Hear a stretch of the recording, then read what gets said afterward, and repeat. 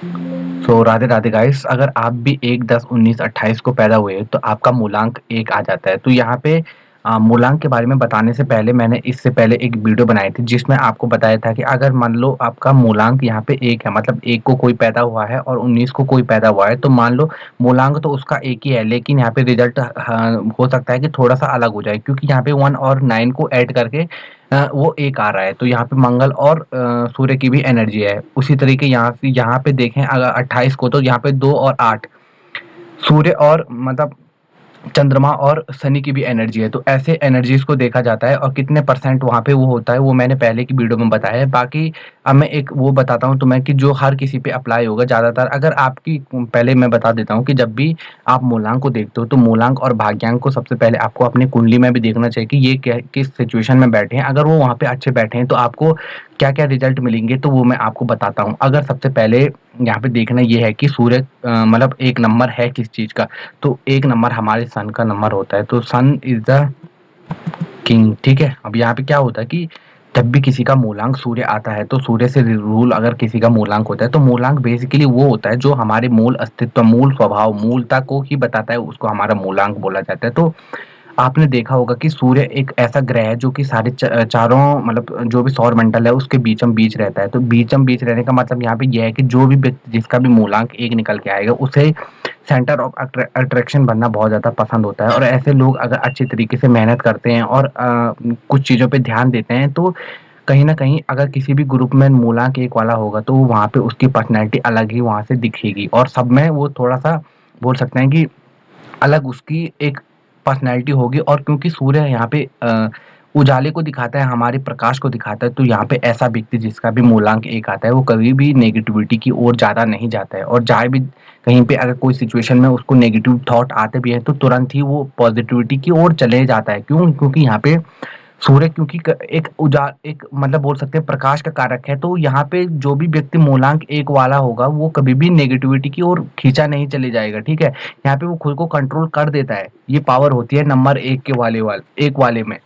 और 1 number authority और हमारे उसका भी कारक होता है कि सरकार का कारक होता है। तो कहीं न कहीं मैं ये सजेशन देता हूँ और यहाँ पे आपकी मर्ज़ी भी है, इसमें ऐसे आपको कार्य करने चाहिए जिसमें आपको अथॉरिटी मिले। राजनीति वाले कार्यों में आपको भाग लेना चाहिए, क्योंकि यहाँ पे क्या होता है कि सबसे ज़्यादा इम्पोर्टेंट जब भी किसी का मूलांक 1 आता है तो उसकी स्पीच में बहुत ज़्यादा क्लैरिटी आ जाती है। मतलब बोल सकते हैं कि एक डोमिनेंस दिखाई देता है उसकी बातों में। जब भी आप किसी मूलांक 1 वाले के साथ मिलेंगे तो आप उसकी नोटिस करेंगे, जब भी वो बात करता है तो उसकी बातों में एक अलग ही मतलब एक प्रकार का वो तेज दिखाई देता है। वो मतलब आप बोल सकते हो कि बात करने में बिल्कुल सामने वाले को ये फ़ील नहीं होता कि ये कहीं से कमज़ोर है। मतलब उसको किसी भी चीज़ में अगर कम नॉलेज होगी फिर भी वो बिल्कुल कॉन्फिडेंस के साथ बात करता है। तो ये सारी चीज़ें सन से देखी जाती है। अगर किसी का कॉन्फिडेंस लो है तो बहुत सारे फैक्टर भी होते हैं कॉन्फिडेंस लो होने में। मतलब कहीं-कहीं बार ऐसा होता है कि मूलांक 1 वाले को अगर एनवायरनमेंट नहीं मिले उस हिसाब से बोलने वाला, तो कहीं भी कभी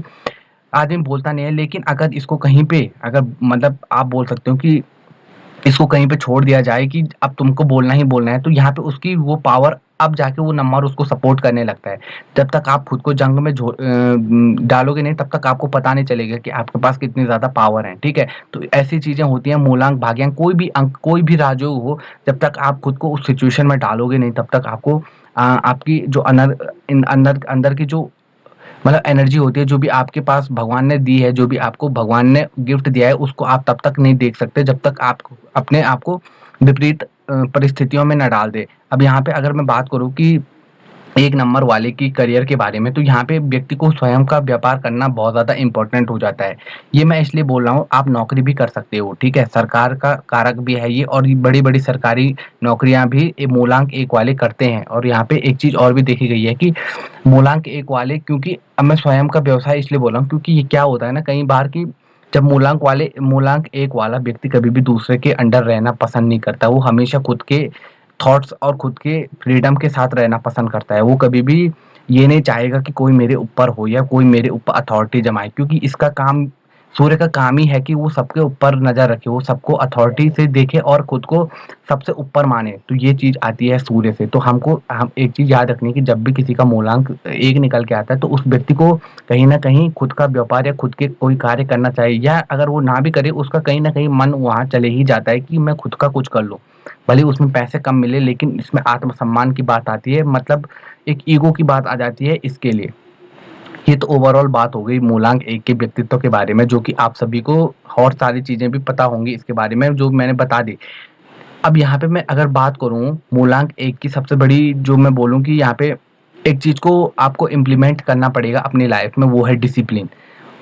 बहुत सारे लोग मूलांक 1 वाले जब भी बात करते हैं, तो यहाँ पे बात डिसिप्लिन की आती ही नहीं है। क्यों नहीं आती है? क्योंकि डिसिप्लिन की बात आती है शनि के नंबर में, और 1 नंबर वाले सोचते हैं कि हमें डिसिप्लिन की कोई ज़रूरत नहीं है, लेकिन ये बहुत ज़्यादा गलत है।